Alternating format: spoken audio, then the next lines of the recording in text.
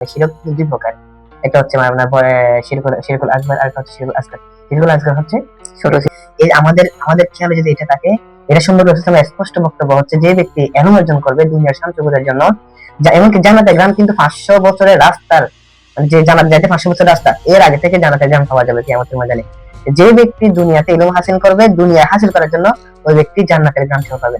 আসসালামু আলাইকুম ওয়া রাহমাতুল্লাহি ওয়া বারাকাতুহু। প্রিয় দর্শক বন্ধুরা, বাংলা ম্যাগাজিনের পর্দায় সকলকে মাহে রমজানের শুভেচ্ছা ও মুবারকবাদ। বাংলা ম্যাগাজিন থেকে আমি লেখক জাহিদুল ইসলাম আর রায়ান বাংলা ম্যাগাজিনের মাহে রমজানের অনুষ্ঠান রমজানের আলোয় উপস্থিত হয়েছি এবং আমার সাথে উপস্থিত আছেন আল আজহার বিশ্ববিদ্যালয়ের শিক্ষার্থী মাওলানা মুশাররফ হোসেন আল আজহারি। আজকে আমরা আলোচনা করব ইখলাস নিয়ে। প্রিয় অতিথির নিকট আমার প্রথম প্রশ্ন হচ্ছে, ইখলাস কাকে বলে এবং ইখলাসের সংক্ষিপ্ত পরিচিতি যদি কোরআন ও হাদিসের আলোকে যদি আমাদেরকে দিতে।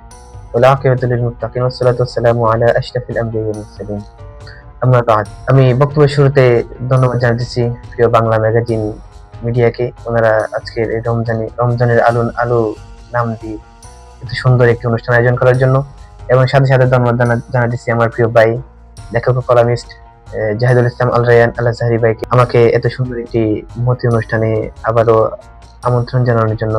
প্রিয় ভাই আমাকে একটা প্রশ্ন করছেন, এটা হচ্ছে ইখলাস কি এবং কেন এটা এত গুরুত্বপূর্ণ। আল্লাহ তাআলা বলছেন, ওমা উমিরু ইল্লা লিয়াবুদুল্লাহ মুখলিসিন লাহুদ্দিন। আমরা আদেশপ্রাপ্ত হইনি যে আল্লাহ তাআলার ইখলাস ব্যতীত, আল্লাহ তাআলার উপর ইখলাস ব্যতীত কোন ইবাদত করতে, মানে আমাদের ইবাদত করতে হবে একমাত্র ইখলাসের সহিত। আল্লাহ তাআলা আরো নাজিল করতেছেন, কুল ইন্নী উমিরতু আন আ'বুদাল্লাহ মুখলিসিন লাহুদ্দিন। মানে আল্লাহ বলতেছেন কি, বলতেছেন আমি আদিষ্ট হয়েছি একমাত্র কি ইখলাসের সহিত ইবাদত করেন। ইখলাস এটা হচ্ছে রিয়ার বিপরীত। রিয়া একটা হচ্ছে ছোট শিরক, মানে শিরক দুই প্রকার। একটা হচ্ছে আপনার শিরকুল আকবার, আর একটা হচ্ছে শিরকুল আসগর। শিরকুল আসগর হচ্ছে ছোট শিরক, এটা হচ্ছে রিয়া। রিয়া হচ্ছে যখন আমরা ইবাদত করব, তখন মনের মধ্যে এটা আনা যে চলে না, কেউ আমাকে বড় বলুক, আমাকে বা আমার মতো কেউ ইবাদত করে না এমন একটা ধারণা।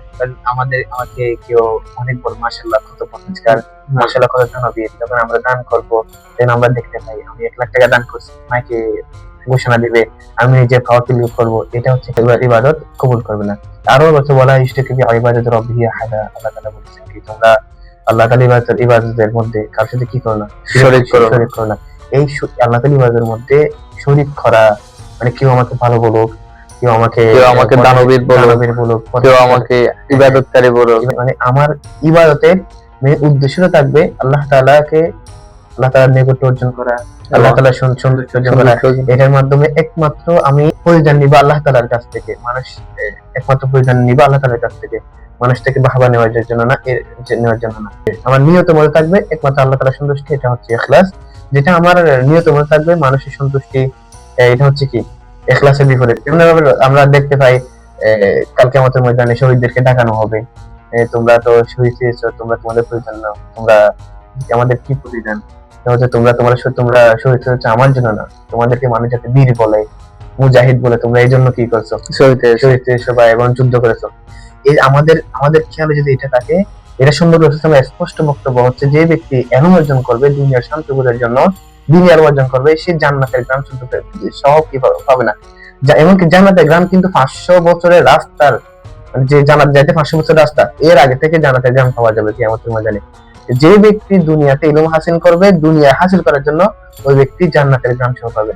আল্লাহ তাআলার কাছে রমজান মাসে যেন আমরা রোজা রাখি ইখলাসের জন্য, এবং লোক দেখানো বা মানুষের সাথে রোজাদার বলুক এটার জন্য না, এবং আমরা দান করব গোপনে আমরা দান করব, মানুষকে দেখিয়ে দান করব, এবং ব্যানার তাকিয়ে যেন নিজেকে জাহির না করে।